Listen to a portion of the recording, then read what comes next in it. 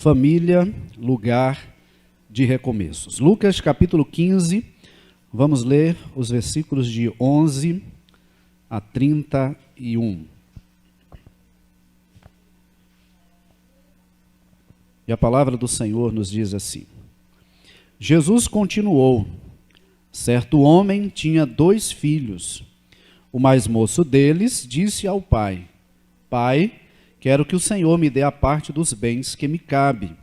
E o pai repartiu os bens entre eles.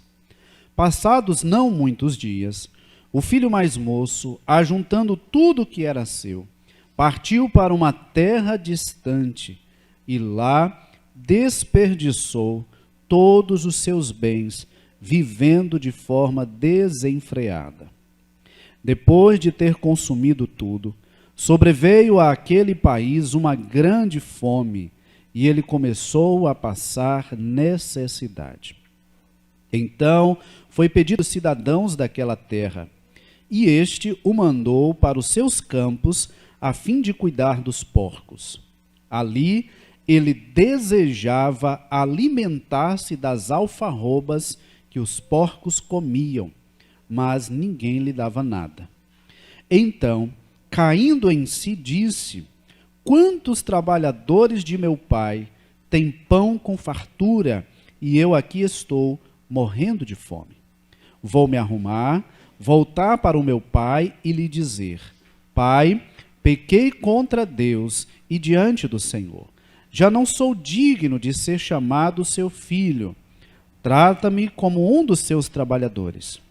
E arrumando-se, foi para o seu pai. Vinha ele ainda longe, quando seu pai o avistou, e compadecido dele, correndo, o abraçou e o beijou. E o filho lhe disse: Pai, pequei contra Deus e diante do Senhor. Já não sou digno de ser chamado de seu filho. O pai, porém, disse aos seus servos: tragam depressa a melhor roupa e vistam nele. Ponham um anel no dedo e sandálias nos pés. Tragam e matem o bezerro gordo. Vamos comer e festejar, porque este meu filho estava morto e reviveu. Estava perdido e foi achado. E começaram a festejar. Ora, o filho mais velho estava no campo. Quando voltava, ao aproximar-se da casa, ouviu a música e as danças. E chamou um dos empregados e perguntou o que era aquilo. E ele informou.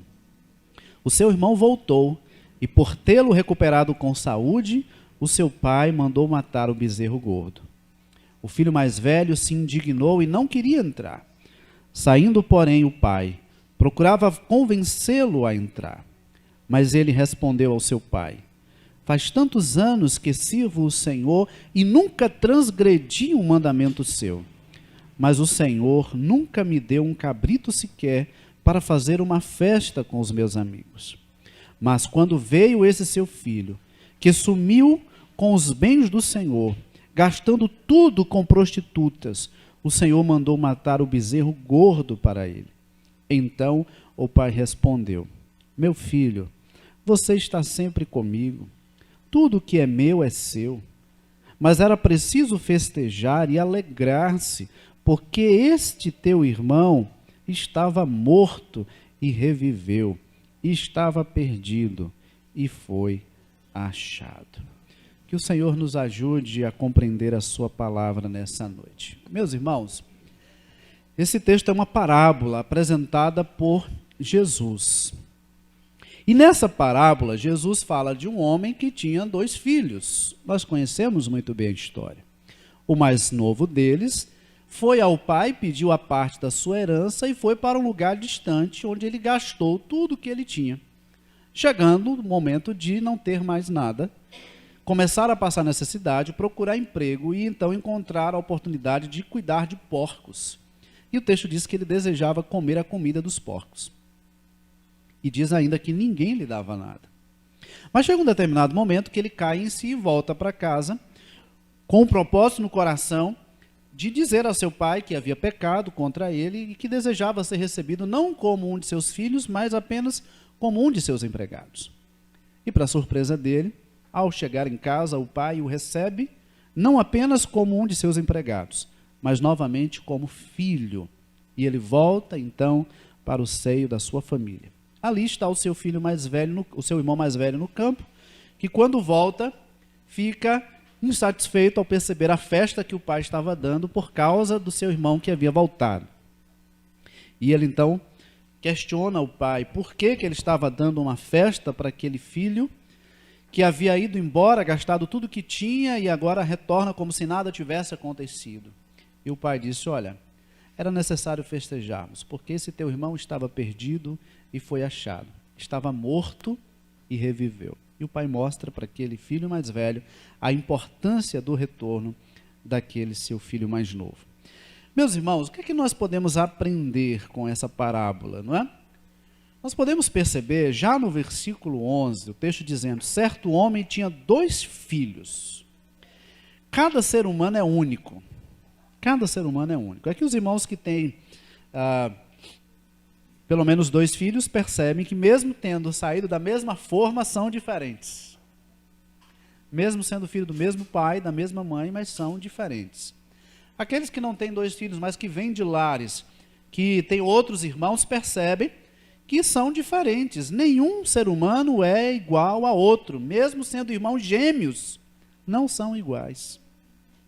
Podem ter semelhanças, mas não são iguais. Cada ser humano é único, nós somos únicos, não é? Isso é importante. E esse homem da parábola, não é? Ele tinha 2 filhos e cada um deles tinha a sua própria personalidade. O mais novo tinha uma personalidade, o mais velho tinha outra personalidade. E nós vamos inicialmente destacar o que cada um desses filhos representa. O filho mais novo, ele representa, meus irmãos, aquele tipo de pessoa que possivelmente tem um sonho de liberdade e que quer viver a sua própria vida. Aquele jovem, por certo, queria viver um sonho de liberdade, viver a sua própria vida. E é justamente por isso que ele chega para o seu pai, pede a sua parte da herança e vai para um país distante. Vai para uma terra distante. Ele não vai ali para a rua seguinte ou para o bairro seguinte, ele vai para um lugar distante. Ele foi para um lugar distante. E talvez ele tenha ido para um lugar distante porque ele não quisesse nenhuma interferência na vida dele. Ele queria realmente viver a sua própria vida. Ele queria ser livre para fazer as suas escolhas, para tomar as suas decisões, para fazer as suas vontades. E não é diferente nos nossos dias. Encontramos muitas pessoas com esse sonho de liberdade, de viver a sua própria vida, de poder tomar as suas decisões sem interferência de outras pessoas, de fazer as suas escolhas de acordo com as suas próprias vontades. Muitos filhos vivem esse sonho de poder chegar o dia de completar a sua maioridade e viver a sua própria vida. Talvez ir para fora, estudar, trabalhar e viver a sua própria vida. Alguns filhos chegam a dizer assim: olha, o meu sonho é completar os meus 18 anos para poder ser dono do meu próprio nariz e fazer o que eu quero. Mas, meus irmãos, nós percebemos na atitude desse jovem que, ao pedir a herança para o seu pai, ele estava demonstrando que ele não tinha nenhuma consideração por ele. Em seu coração, o pai já estava morto. Porque a herança é uma coisa que se recebe depois da morte dos genitores. Então, quando ele chega para o pai e diz assim: olha, eu quero a minha parte na herança, ele, em outras palavras, ele estava dizendo: para mim o Senhor já está morto. Eu não tenho nenhuma consideração por ti. Eu imagino que deve doer muito no coração de um pai ou de uma mãe de ouvir o seu filho dizer: olha, eu quero viver a minha própria vida, vou para um lugar onde eu possa ser quem eu quero ser. E simplesmente dar as costas e ir para um lugar distante. E o pai ou a mãe ficar completamente sem notícia. Volta e meia nós vemos reportagens e relatos de pessoas que foram embora para outra cidade ou para outro estado e até mesmo para outro país. E lá passam décadas sem nunca dar uma notícia para os seus pais. E eu imagino que seja uma angústia para os pais, sem saber se o filho está vivo, se não está, onde é que está, se comeu, se dormiu, se está bem, se está doente, se está saudável. É algo que deve ser angustiante para um pai ou para uma mãe, ver o seu filho partir sem dar notícias. A atitude daquele jovem, além de revelar a sua falta de consideração pelo seu pai, revela também a sua ingratidão. E quantas pessoas que nós vemos também nos nossos dias que são assim, são ingratas, não reconhecem e não valorizam aquilo que têm. Às vezes reclamam pelo que não têm, vão embora em busca daquilo que querem, mas não são capazes de agradecer por aquilo que já receberam, por aquilo que já experimentaram, por aquilo que seus pais deram. Talvez com suas limitações e com muitas dificuldades, mas os pais deram ali o que podiam dar para os seus filhos. E às vezes os filhos vão embora, sem sequer agradecer por aquilo que seus pais lhe proporcionaram. E às vezes esses filhos ainda vão dizendo que estão indo em busca de viver a sua própria vida. Mas nós podemos perceber também que aquele jovem, ele revela que não sabia administrar o que ele tinha. Veja, ele recebe a sua parte na herança, mas ele gasta tudo desordenadamente. E por isso, logo, ele estava de mãos vazias. Veja, queridos, que nós podemos ver no versículo 13, o texto dizendo: passados não muitos dias, o filho mais moço, ajuntando tudo o que era seu, partiu para uma terra distante e lá desperdiçou todos os seus bens, vivendo de forma desenfreada, dissoluta, irresponsável e inconsequente. Veja que quando ele junta tudo que era dele e vai embora, ele já estava dizendo que não tinha nenhuma pretensão de voltar. Porque às vezes a pessoa vai e diz assim, não, mas eu vou deixar aqui umas peças de roupa, vou deixar aqui uma coisa ou outra, porque ainda tem pretensão de voltar. Mas o texto diz que ele pega tudo que era seu e vai embora para um lugar distante. Só que, como nós podemos perceber, a atitude desse jovem revela que, assim como ele, muitos nos nossos dias também não sabem administrar as suas próprias coisas. Talvez porque nunca souberam o preço das coisas, o valor das coisas, o esforço que se tem para conseguir as coisas. Ele saiu com os bolsos cheios, mas logo estava com as mãos vazias. Ele não sabia administrar o que tinha. Ele simplesmente consumiu tudo o que ele tinha. E sabe o que é que nós aprendemos com isso? Que dinheiro acaba. Se não souber administrar, acaba mais rápido ainda. Por mais que o indivíduo possa ter, se não souber administrar, acaba. Nenhum dinheiro é infinito. Uma hora ele acaba. Não há bens que sejam eternamente duráveis. Uma hora se desfaz. O indivíduo pode comprar um carro novo, 0 quilômetro, mas um dia aquele carro vai ficar velho. E não é simplesmente pelo tempo de uso, mas pela forma como se usa. Você deve já ter visto carros antigos muito mais conservados do que alguns carros mais novos. Você já deve ter visto alguém que acabou de adquirir um bem e logo estragar aquele bem, porque não soube cuidar, não valorizou aquilo que tinha.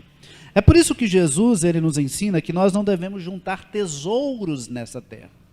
Isso não quer dizer, como eu disse aqui pela manhã, que nós não devemos ter o desejo de ter as coisas, de trabalhar para conquistar as coisas, mas nós não devemos colocar a nossa vida nisso. Não devemos colocar a nossa esperança, a nossa confiança nas coisas que esse mundo pode oferecer, porque tudo que esse mundo oferece é passageiro. Você deve conhecer pessoas que já tiveram muito e hoje não tem nada. Talvez você conheça pessoas que até ganham mais que você, mas passam por dificuldades, porque não sabem administrar aquilo que ganham, aquilo que têm. Então, aquele jovem simplesmente consumiu tudo que ele tinha. E nós percebemos, meus irmãos, que assim como aquele jovem, há pessoas que são insaciáveis. Pessoas que nunca se satisfazem. Quanto mais tem, mais quer ter. E quanto mais corre atrás de ter, menos tem. Não sei se você já observou isso. Pessoas que quanto mais tem, mais quer ter. E quanto mais corre atrás de ter, menos tem. Porque, na verdade, tudo que o indivíduo possa conquistar ou adquirir nesse mundo ainda é insuficiente para saciar a sede que há dentro do ser humano, a sede de realização, a sede de satisfação. E tem gente que busca, não é, as mais diversas coisas para tentar suprir essa sua necessidade. E a gente percebe que há pessoas que vivem escravas na busca pelo dinheiro, pelo sexo, pelo consumismo, pela fama, pelo poder. E todas essas coisas revelam o grande vazio que há no ser humano. E o que eles não percebem, que essas coisas, o dinheiro, o sexo, o poder, a fama, não podem, não conseguem preencher o vazio que há no coração humano. Esse vazio existencial, que é provocado não pela ausência de coisas, mas pela ausência de Deus, que é o autor e o sentido da vida. Por isso que às vezes as pessoas são assim, insaciáveis. Só que o que elas não percebem é que elas estão tentando preencher o seu vazio existencial com coisas que não podem preencher. E aí, essas pessoas acabam vivendo uma vida de ilusão e de frustração, porque elas imaginam assim, não, quando eu construir a minha casa nova, então a minha vida vai estar plenamente realizada. Quando eu me aposentar, eu vou estar plenamente satisfeito. Quando eu conseguir a minha graduação, vou estar agora feliz. E a pessoa vai conquistando e percebe que aquilo não foi suficiente para lhe trazer a verdadeira felicidade. E aí as pessoas acabam vivendo atrás do vento, correndo atrás do vento. E Salomão vai falar justamente sobre isso, quando ele diz que tudo é vaidade. E a ideia dessa expressão de que tudo é vaidade é que é como correr atrás do vento. Ninguém consegue pegar o vento. É um esforço inútil correr atrás do vento, correr atrás do nada. Viver em busca daquilo que não satisfaz é inútil, é uma ilusão que o ser humano tem. E aí vem a frustração, porque ele diz, não, quando eu conseguir tal coisa, eu vou me sentir realizado. E quando ele consegue, ele percebe que aquilo não foi suficiente para lhe satisfazer. Aquele jovem, meus irmãos, não estava preparado para viver longe de casa. Assim como nos nossos dias, nós vemos muitas pessoas que não estão preparadas para viver longe de casa. Às vezes a gente vê algumas enquetes assim, e outro dia eu vi uma enquete onde uma jovem dizia assim, que estava namorando com um rapaz de 50 anos, que nunca tinha saído de casa. E a pessoa que respondia disse assim, olha, você precisa pensar bem, porque um rapaz de 50 anos que nunca saiu de casa, alguma coisa talvez esteja errada nisso aí. Né? Talvez alguma coisa esteja errada. Talvez ele vai querer depois ser o seu filhinho, assim como ele é o filhinho da mamãe, vai querer ser o seu filhinho. Aí você vai, em vez de ter um marido, você vai ter um filho para criar. Não é? Então nós temos que nos preparar para a vida que nos espera. Aquele jovem, não é? É uma parábola, é uma ilustração, mas a gente pode entender que um jovem que sai, leva a sua herança e gasta tudo que tem de forma irresponsável, a ponto de chegar a passar necessidade, é porque ele não estava preparado para viver fora de casa. Talvez porque sempre recebeu tudo pronto. Aquela velha história da pessoa que sai de casa querendo viver a sua própria vida, mas não sabe sequer fritar um ovo. Porque sempre recebeu tudo pronto em casa. Aí vai querer comer todo dia no restaurante, mas só que vai chegar uma hora que o dinheiro vai acabar, porque comer todo dia em restaurante não dá, né, meus irmãos? Haja dinheiro, né? Vocês que comem em restaurante, volta e meia, né? Mas é uma vez, de vez em quando, uma vez ou duas no mês, né? Mas todo dia não dá. Chega uma hora que o dinheiro acaba. Por mais dinheiro que tenha, chega uma hora que ele acaba. Então, a conta chegou para aquele jovem. Uma hora a conta chegou. Ele saiu com a sua herança, e talvez não fosse uma herança pequena, mas, por não saber administrar e não estar preparado para viver fora de casa, o dinheiro acabou e a conta chegou. E aí nós aprendemos com isso que nós temos que preparar os nossos filhos para a vida que eles esperam. Nós temos que preparar. Por isso que o salmista diz que os filhos são como flechas na mão de um guerreiro. Nós temos que preparar essas flechas, saber o alvo, para onde nós vamos lançar essas flechas, para que eles possam acertar o alvo. Então, o que a gente percebe? O sonho de liberdade se tornou em humilhação. Por quê? Primeiro, ele precisou pedir emprego. Ele precisa pedir emprego. Ele sai com a herança, com muito dinheiro, talvez achava que não ia precisar trabalhar. Chega uma hora que o dinheiro acaba e ele precisa pedir o emprego. E aí, a única coisa que ele consegue é cuidar de porcos. A segunda humilhação, cuidar de porcos. Para um judeu, isso era algo inadmissível. Cuidar de porcos era uma humilhação, era um serviço imprestável.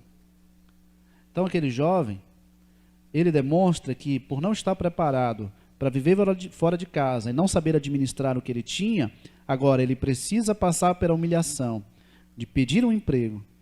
E a única coisa que ele consegue é cuidar de porcos. E terceiro, aquele jovem que antes, quando sai de casa, com dinheiro no bolso, andava bem arrumado, perfumado e cercado de mulheres, agora ele estava mal vestido, mal cheiroso e cercado de porcos. Olha que mudança. Uma mudança de 180 graus. Ele sai bem arrumado, cheiroso, com dinheiro no bolso, e aí tinha amigo para todo lado e mulheres cercando. Mas quando o dinheiro acaba, aí vem a necessidade. E aí não são mais mulheres e nem amigos que o cercam, agora são porcos que ele tem que cuidar. E que não são muito bem cheirosos, né? E o texto vai além, o texto diz que ele desejava comer a comida dos porcos. E ninguém lhe dava nada. Que humilhação. A pessoa passar fome, querer comer e não ter o que comer. Não porque ele seja vítima de uma situação, mas vítima de si mesmo. Escravo de suas próprias decisões. Ele estava agora experimentando as consequências das suas escolhas. Antes, aquele jovem desejava viver a sua própria vida. Agora, aquele jovem desejava apenas poder comer daquilo que os porcos comiam. E aí, meus irmãos, eu aprendo com isso. Que toda decisão e toda escolha trazem consequências para a nossa vida. Sejam positivas ou negativas. A gente precisa estar ciente disso. Que toda escolha, toda decisão traz consequências. Mais cedo ou mais tarde, a conta vai chegar. Mas, meus irmãos, se a gente olha às vezes para esse jovem, imagina assim, não, isso aí é algo que dificilmente aconteceria comigo. Mas a verdade, meus irmãos, é que qualquer um de nós está sujeito a tomar decisões ou fazer escolhas erradas. Qualquer um de nós está sujeito a tomar decisões ou fazer escolhas erradas. Nenhum de nós é tão hábil assim que não cometa nenhum erro, não faça nenhuma escolha errada, não tome nenhuma decisão precipitada. Mas sabe o que acontece? O mais importante em tudo isso É o momento em que ele cai em si, percebe a sua situação e, consciente do que ele estava passando, decide voltar para a casa do Pai. Felizes são aqueles que caem em si, se arrependem e voltam para a casa do Pai. E a casa do Pai é o lugar de recomeços. E veja que propositalmente eu coloquei recomeços e não recomeço, porque pode ser necessário mais de um. O indivíduo pode cair uma vez e precisar recomeçar, pode cair outra vez e precisar recomeçar. Quantas vezes forem necessárias. A família precisa ser um lugar de recomeços. E aquele jovem, diante daquela situação que ele estava vivendo, ele lembra da casa do Pai e decide voltar para lá.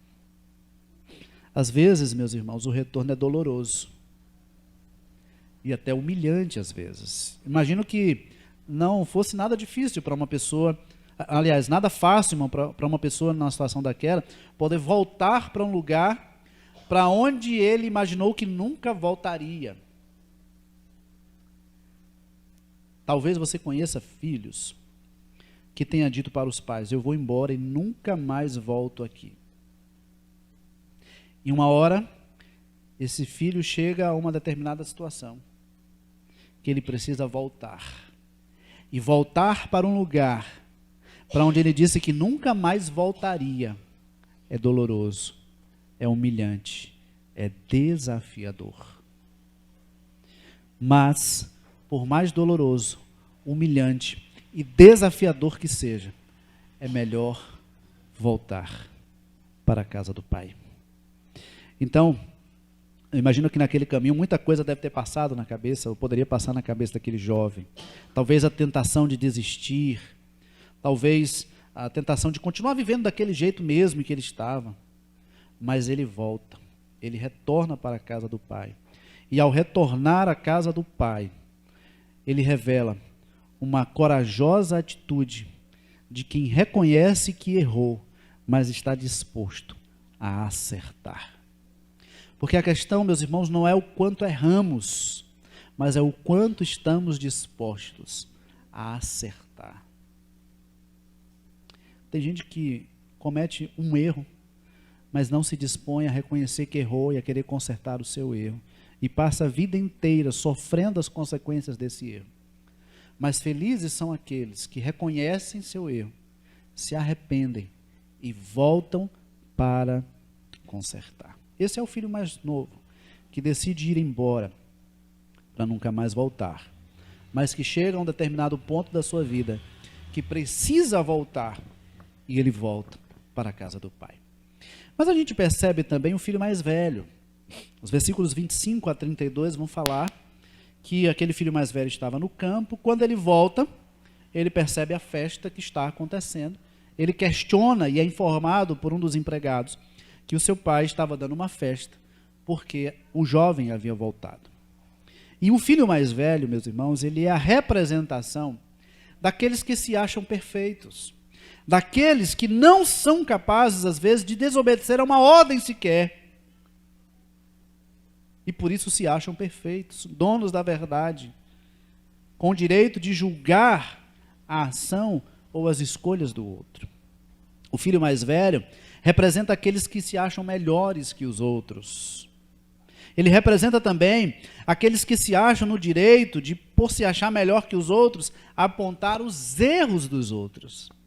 Veja, em vez de ele celebrar o retorno do seu irmão, ele aponta para os seus erros, dizendo ao seu pai: este teu filho foi embora com a herança que o Senhor lhe deu, gastou tudo o que tinha com prostitutas e volta agora e é recebido com festas. Ele aponta o erro.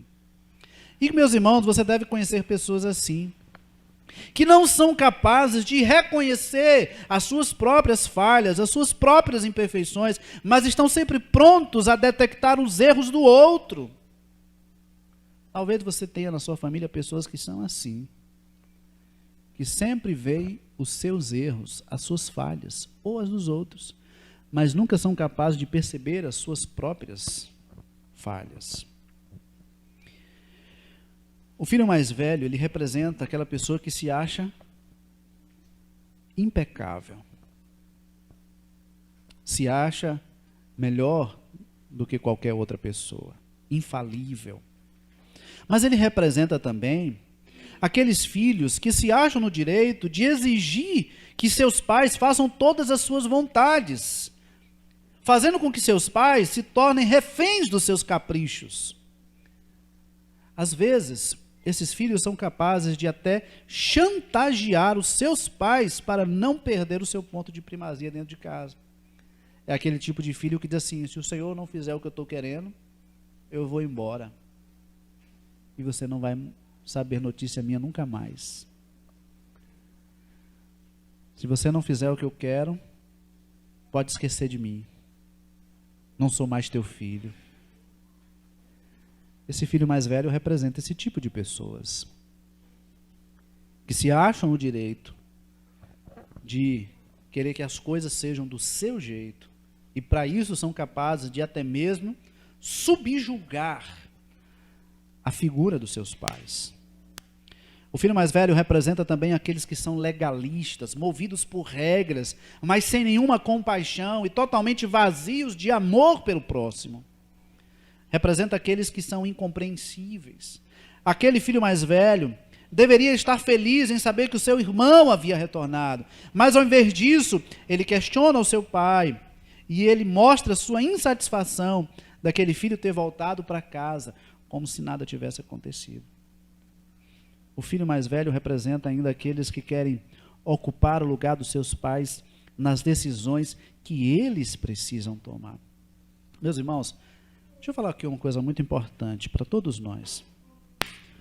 Um filho nunca deve ocupar o lugar dos pais. E os pais precisam também deixar com que os filhos ocupem a posição de filhos. Nós estamos vivendo num tempo onde há uma inversão de valores, onde os filhos estão querendo ser autoridade dentro de casa. A autoridade dentro de casa são os pais, e os pais precisam ensinar isso aos filhos desde cedo. Porque senão eles crescem cheios de si. E se não são capazes de respeitar nem os seus próprios pais, não irão respeitar nenhuma outra autoridade. Vão ter dificuldades no trabalho porque não vão respeitar o chefe. Vão ter dificuldade na sala de aula porque não vão respeitar o professor, porque não sabem respeitar nem os próprios pais. Nós, pais, precisamos ensinar os nossos filhos o princípio da autoridade. Quantos pais que às vezes mimam seus filhos, às vezes até compram briga com os outros para defender os erros de seus filhos. E não sabem que com isso estão prejudicando o futuro e a vida de seus filhos.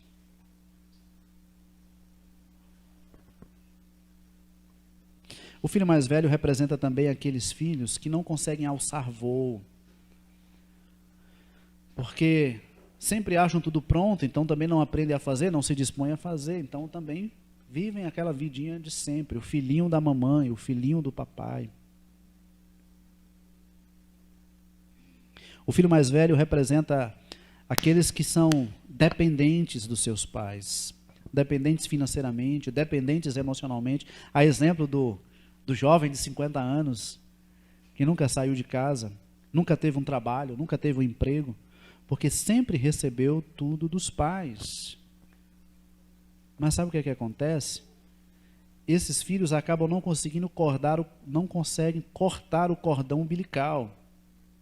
E aí vão passar a vida inteira dependentes financeiramente, emocionalmente dos seus pais. Mas chega uma hora que é preciso viver a sua própria vida. O filho mais velho representa ainda aqueles que vivem relacionamentos superficiais com seus pais. Veja, o filho mais velho questiona o pai. Eu sempre estive contigo, nunca desobedeci nenhuma das tuas ordens, o Senhor nunca me deu nenhum cabritinho para festejar com os meus amigos. E aí o pai diz assim: meu filho, tudo que é meu é seu. Você está aí mendigando porque nunca fez uma festa com seus amigos? Não fez porque não quis. Porque aqui é tudo nosso. É uma questão de comunicação, de comunhão, de dizer, olha, eu estou precisando de tal coisa. Pai, me dá tal coisa. Posso fazer tal coisa? Pode sim, está aí, é nosso. Mas o que a gente percebe é que esse filho mais velho representa aqueles filhos que não têm comunicação com seus pais, não têm comunhão com eles, não têm relacionamento. Às vezes, levantam de manhã, a gente está vivendo uma geração muito assim.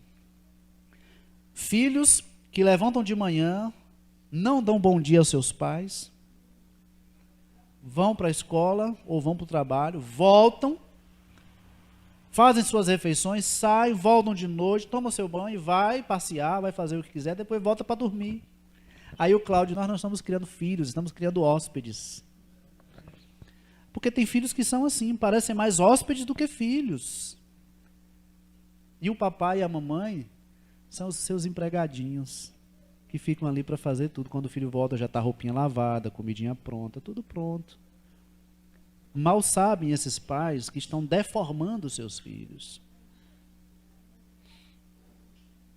E aí, esses filhos têm tudo o que querem, mas não conhecem seus pais, não se relacionam com eles, não desfrutam daquilo que é mais importante, que é a sua presença, que é o reconhecimento da figura do pai e da mãe na sua vida.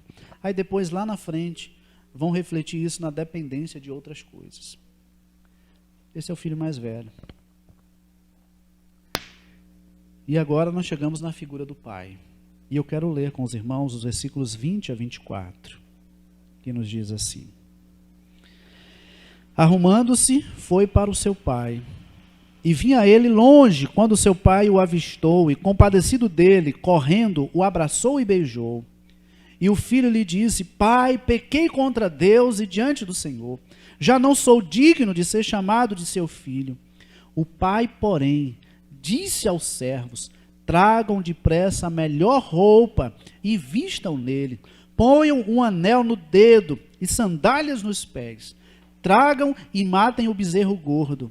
Vamos comer e festejar, porque este meu filho estava morto e reviveu, estava perdido e foi achado.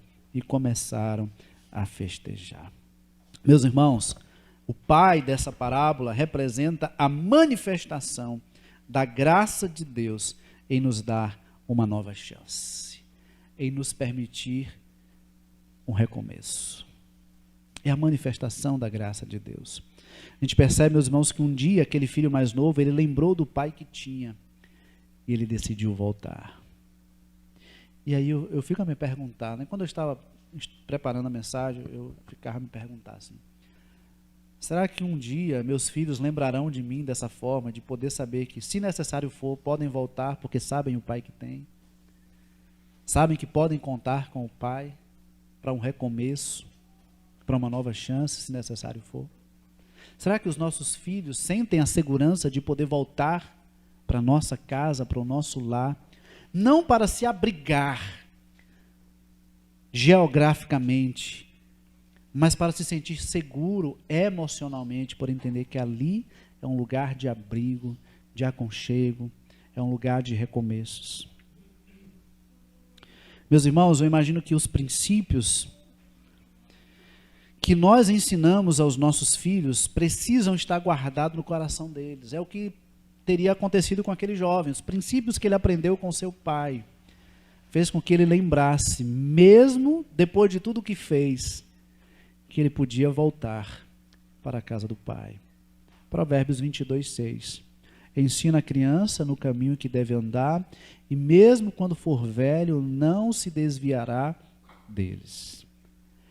Meus irmãos, o maior legado que nós podemos deixar para os nossos filhos são os princípios e valores do reino de Deus. Como nós vimos, dinheiro acaba, poder acaba, fama acaba, vitalidade diminui e uma hora acaba também. Mas os ensinamentos que foram implantados em nosso coração, eles permanecem. Aquele pai, queridos, nos ensina que nós nunca devemos desistir dos nossos familiares. Nunca devemos desistir. Aquele pai nos ensina que nós não podemos desistir de amar, não podemos desistir de orar e não podemos desistir de esperar. Meus irmãos, hoje nós vivemos na era da tecnologia, a pessoa sai e diz assim, olha, vou embora. Mas de repente você manda uma mensagem, você vê se a pessoa recebeu a mensagem. Se for o caso, você consegue até rastrear o aparelho e saber onde é que a pessoa está. Mas nessa época, não tinha essa possibilidade. Então, quando esse filho vai embora e leva tudo o que tem, aquele pai sabe que a atitude daquele filho é de não querer mais voltar. E aí, então, ele vive uma incerteza constante. Como será que esse meu filho está? Será que um dia ele vai voltar? Não tinha notícias. Eu já vi pessoas assim, que foram embora para o sul ou sudeste, e lá vivem a vida, nunca mais voltam para dar notícia para os seus pais. Depois de décadas, decidem voltar para procurar os pais, e às vezes são surpreendidos com a notícia de que seus pais não estão mais vivos. Agora imagina a angústia de um pai ou de uma mãe que vê o seu filho ir embora, nunca mais dar notícia, nunca mais voltar, e morrer sem ter notícia desse filho ou dessa filha. Mas esse pai da parábola do filho pródigo é um reflexo da bondade de Deus, que nunca desiste de nós, nunca desiste de nos amar e nunca deixa de nos esperar de volta. Interessante, meus irmãos, que quando aquele pai vê o filho vindo de longe, ele corre e vai ao seu encontro. Outro dia eu falei aqui para os irmãos, falei sobre esse texto, e eu disse para os irmãos algo que significa esse correr até o filho. Aquele filho havia desonrado o seu pai. E voltar para a sua comunidade, depois de ter desonrado o pai, era correr o risco de morte. Os vizinhos, os amigos daquele pai, talvez pudessem até querer tirar a vida daquele jovem que desonrou o seu pai e foi embora, e agora quer voltar. Por isso aquele pai corre, abraça e beija, dizendo, isso aqui é meu, ninguém toca nele. Fique tranquilos, eu sei o que estou fazendo, estou recebendo ele de volta. Ele estava protegendo seu filho.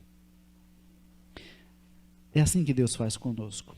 Às vezes as pessoas até desejam voltar para o Senhor, mas aí começam as críticas, os questionamentos, começam as acusações, mas aí o apóstolo Paulo nos diz em Romanos 8:1 que nenhuma condenação há para os que estão em Cristo Jesus. Porque em Deus nós somos perdoados. Em Cristo nossas culpas são apagadas. A palavra transforma a nossa vida. Aquele pai nos ensina, meus irmãos, que nós devemos amar como Deus nos ama.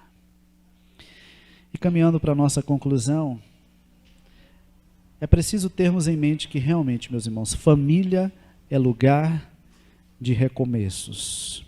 Família é o lugar onde tudo começa e para onde nós voltamos quando as coisas às vezes não dão certo.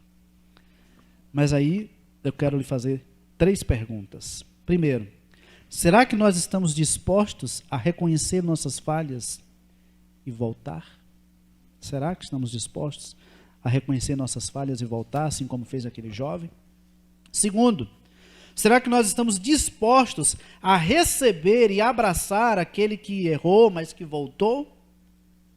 Será que nós estamos dispostos a receber e abraçar? E terceiro, será que nós estamos dispostos a continuar amando quem deu as costas para o nosso amor? Será que nós estamos dispostos a continuar amando? Com essas 3 perguntas, eu finalizo nossa reflexão nessa noite, reafirmando que família deve ser lugar de recomeços. Que Deus nos abençoe.